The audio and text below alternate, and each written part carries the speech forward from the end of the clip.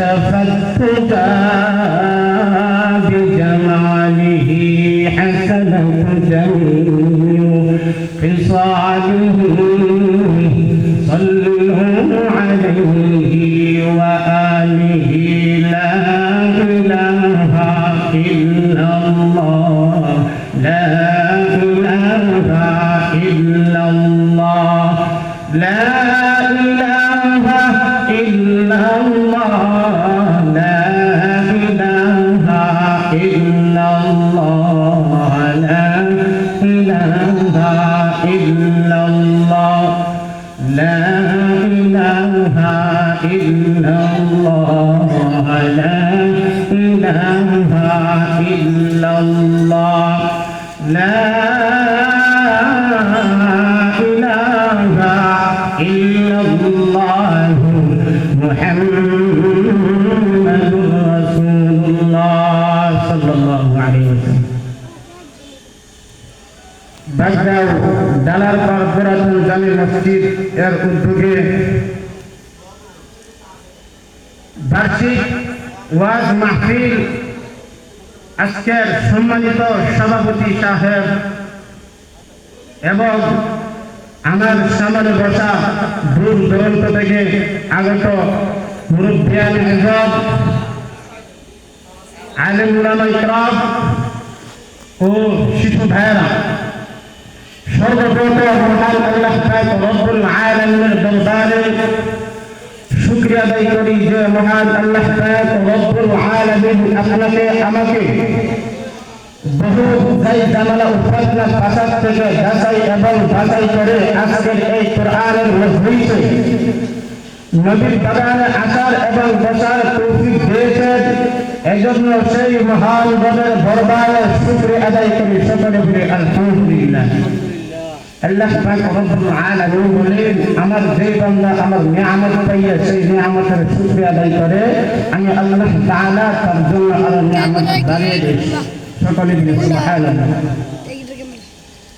তো আজকে এটা হচ্ছে জান্নাতের বাগান কোরআনের মাহফিল। এই মাহফিলে আসতে পারে আমরা খুশি না বেজার? মহান আল্লাহ পাক রব্বুল আলামিন বলেন, আমার যে বান্দা বিভিন্ন দুনিয়ার টাকা অবস্থায় বিভিন্ন যাই জামার টাকা অবস্থায় আমার কোরআনের মাহফিলে বসেন, আমি আল্লাহ তাআলা তাকে জান্নাতে পাঠানোর ব্যবস্থা করি।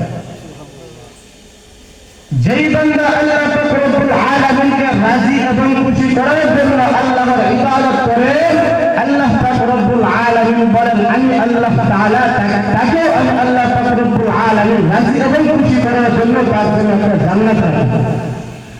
তবে আজকাল জমার মধ্যে মানুষকে দেখানোর জন্য আল্লাহর ইবাদত করে, মানুষকে দেখানোর জন্য মসজিদ মাদ্রাসায় দান খয়রাত করে। আল্লাহ পাক রব্বুল আলামিন বলেন, হে বান্দা তোমার এই ইবাদত কোনো কাজে আসবে না, তোমার এই নামাজ কোনো কাজে আসবে না, তোমার এই দান খয়রাত কোনো কাজে আসবে না। আজকাল দুনিয়ার মধ্যে মানুষ অনেক শিরক করে, বিদআত করে, আল্লাহ পাক রব্বুল আলামিনের সঙ্গে শিরক করে, অন্যকে শরীক করে, মাজারে গিয়ে বাবাকে সাজদা করে। এজন্য আল্লাহ পাক রব্বুল আলামিন কুরআনুল কারীমে আয়াত নাযিল করেছেন। কুরআনুল কারীমে আল্লাহ পাক রব্বুল আলামিন বান্দাদেরকে সতর্ক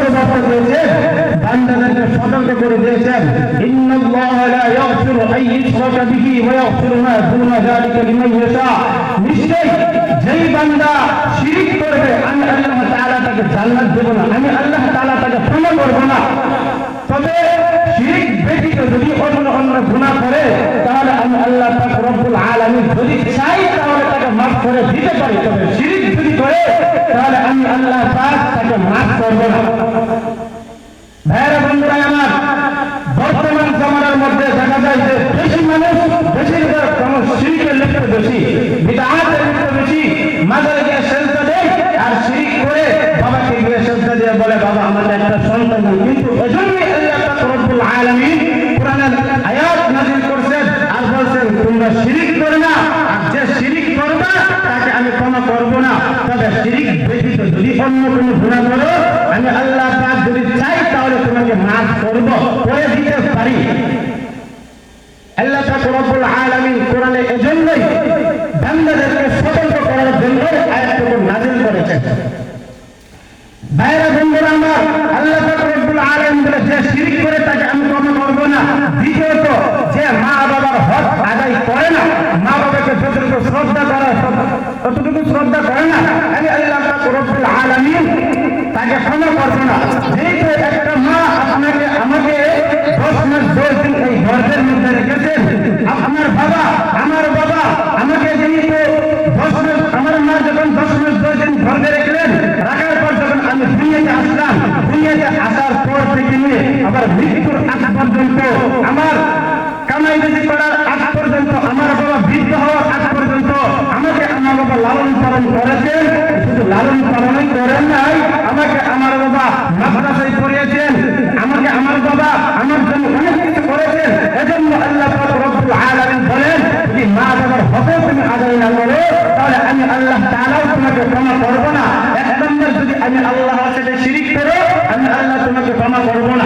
দুই নম্বর, যদি মা বাবার হক আদায় না করো, মা বাবাকে কষ্ট দাও, মা বাবার সাথে অন্যায় অবিচার করো, আল্লাহ পাক রব্বুল আলামিন বলেন আমিও তোমাকে ক্ষমা করব না জগৎ পর্যন্ত তোমার মা বাবা তোমাকে ক্ষমা করে।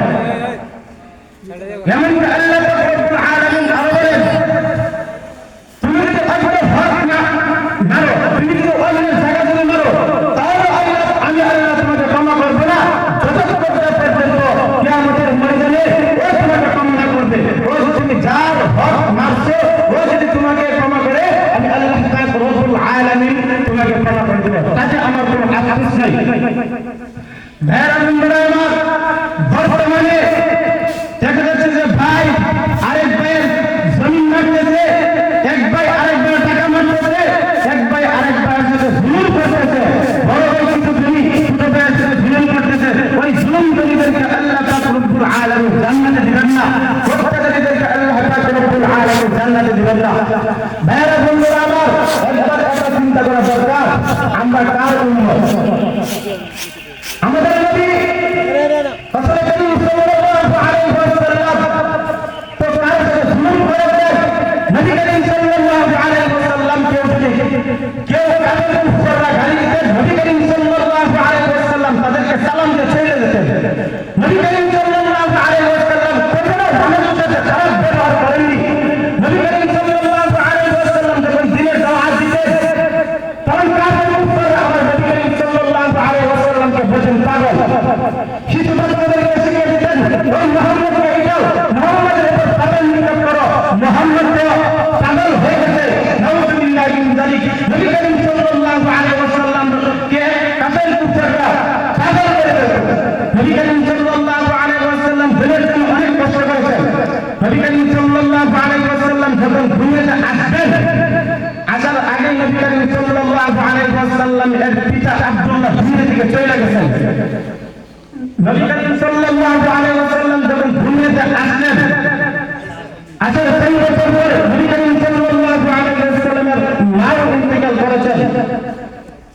ভাইরা বন্ধুরা আমার, নবী করিম সাল্লাল্লাহু আলাইহি ওয়াসাল্লাম যখন দুনিয়াতে এসেছেন, এমন অবস্থায় নবী করিম সাল্লাল্লাহু আলাইহি ওয়াসাল্লামের মাতা আমিনা কিছু অসুস্থ হয়ে গেছেন।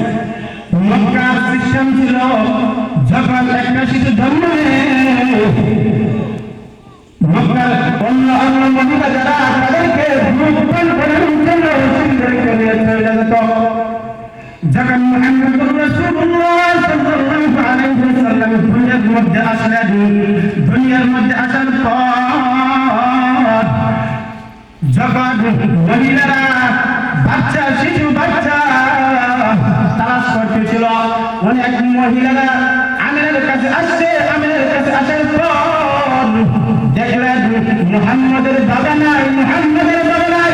মুহাম্মদকে যদি আজকে আমরা, মুহাম্মদকে যদি আমি আজকে দুধ পান করাতে পারে, আমাকে বকশিশ দেওয়ার মতো কোনো মানুষ থাকবে না, আমাকে কেউ বকশিশ দেবে না। মুহাম্মদকে শুধু আমার দুধ পান করাইতে হবে, কিন্তু মুহাম্মদের দুধ পান করার পর কেউ আমাকে একটা বকশিশ কেউ দেবে না। এমন অবস্থায় মুহাম্মদুর রাসূলুল্লাহ সাল্লাল্লাহু আলাইহি ওয়াসাল্লামের সামনে আসার পর যখন নারীরা দেখে মুহাম্মদুর রাসূলুল্লাহ সাল্লাল্লাহু আলাইহি ওয়াসাল্লাম ইয়েতিম, তার বাবা নাই, নারীরা মহিলারা বলে মক্কা